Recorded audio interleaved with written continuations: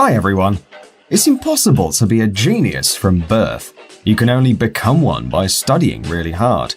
But some time ago, scientists started noticing certain features common in all geniuses. And we're not talking about messy hair, huge ugly glasses, or high-waisted pants.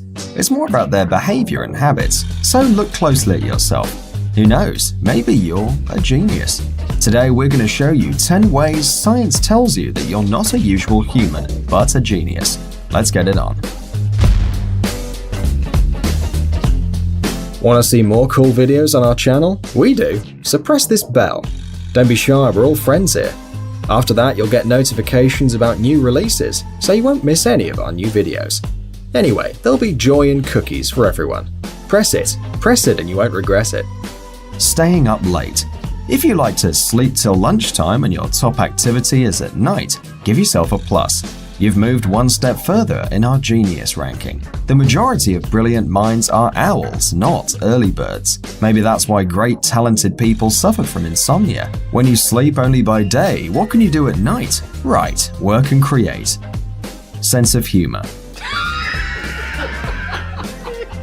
A study on people's perception of attractiveness revealed that students who get high marks in abstract thinking and verbal intelligence tests are also good jokers, and that makes them more attractive.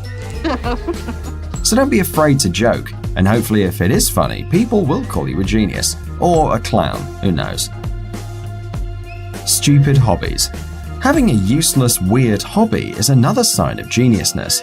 If you make piles of paper cranes or collect calendars instead of saving money, you might be a genius. For example, Angelina Jolie has been collecting knives ever since she was 12 years old. And Mark Zuckerberg, creator of Facebook, gives a shit and finds new hobbies every year. By the way, according to scientists, it's essential for geniuses to have hobbies. That way they distract themselves a little and soothe their nerves. Laziness. Everyone will love this one. To be honest, it's hard to believe that we're talking about genius people, but scientists say that brilliant people are lazy. This also has a scientific explanation. Too many thoughts and intellectual operations lead to physical apathy and tiredness. That's why you have to lie around and do nothing from time to time. Although geniuses, there is another side to this. Laziness attacks are followed by bursts of hyperactivity.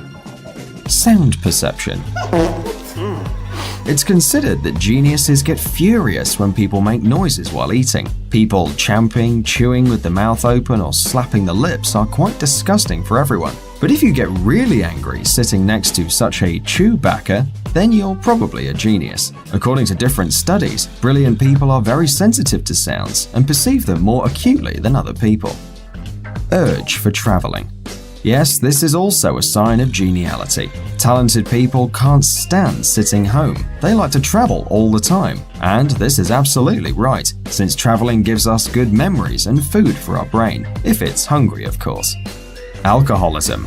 Another trait is, unfortunately, a tendency for bad habits. Yes, many geniuses suffered from drug and alcohol abuse. Great French philosopher Jean-Paul Sartre smoked 2 packs of cigarettes, a few pipes of black tobacco, over a liter of strong alcohol including whiskey and vodka, 200 milligrams of amphetamines, barbiturates, and liters of tea and coffee on a daily basis. No wonder that the author of Nausea ended up in the hospital with nervous exhaustion. So don't get sucked into this, and don't go overboard. Blue eyes. Not only your actions and judgments reveal your ability of thinking outside the box, but also your eye color. Joanna Rowe, professor emeritus at the University of Louisville in Kentucky, found that people with blue eyes are more likely to be strategic thinkers than their peers with darker eye colors. Rowe says she came to this conclusion after long research. Automatic doodling. Just when we thought the only good thing about doodling was reducing stress, we found a study proving that people with higher IQs turn to pencils and scraps of paper in times of need too. According to researchers, people with high intelligence need alternative processes for their intellectual output. The thing is that you're doodling because your brain wants to do something, and the more active your brain is, the more extraordinary and smart you are. So when you're drawing smiley faces and hearts, remember, your brain is processing another genius thought. Thinking before sleep. The next trait is the habit of going through these same situations and thinking of different outputs.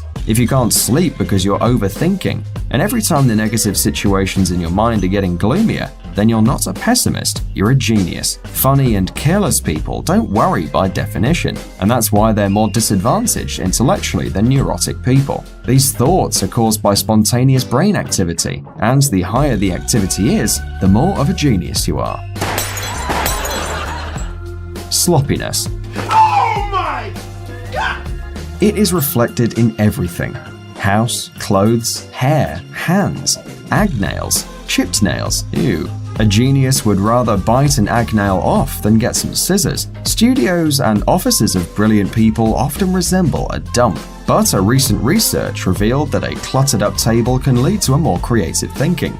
And the sloppy workers choose new tasks and projects more often. For example, Mark Twain was really scruffy. That's all for today. By the way, don't forget to press the bell, and we'll see you in a couple of days. Your mind is my warehouse.